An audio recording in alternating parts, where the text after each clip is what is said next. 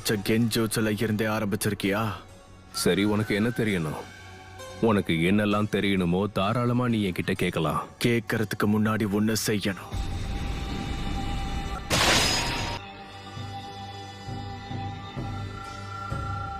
அன்னைக்கு நீ நம்ம மொத்த கிளானையும் வெட்டி சாச்சப்போ ஒருத்தனை பத்தி என்கிட்ட சொன்ன.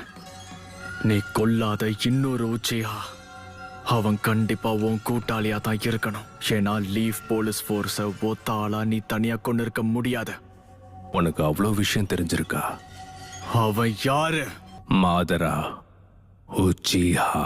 ராத் ராசையில அடி அலறப்பட்டு ஆடு